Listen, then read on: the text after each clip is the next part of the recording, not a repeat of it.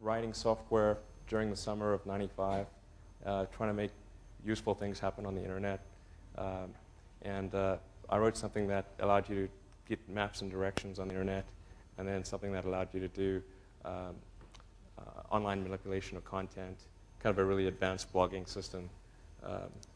And then we started talking to small newspapers and media companies and so forth, and we started getting some interest. I mean, half the time we'd be like, what's the internet? Even in Silicon Valley. But then occasionally somebody would bite, and we'd get a little bit of money from them. And then there was basically only about 6 of us. There were myself, my brother, who I convinced to come down from Canada, and a friend of my mom's. And then 3 salespeople we hired on contingency by putting an ad in the newspaper. But things were pretty tough in the early going. I didn't have any money. In fact, I had negative money. I had huge student debts.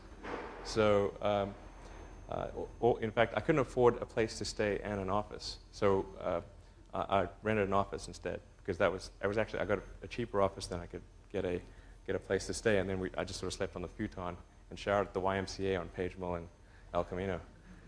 I was in the best shape I've ever been. Go to shower, work out, and you're good to go.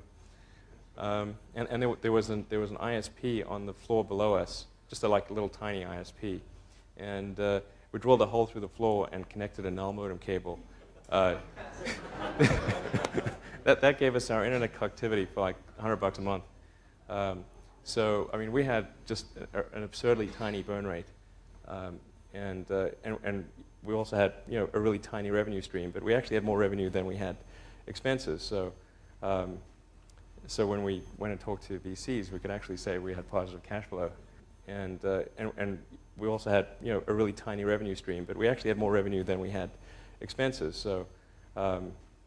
So when we went and talked to VCs, we could actually say we had positive cash flow.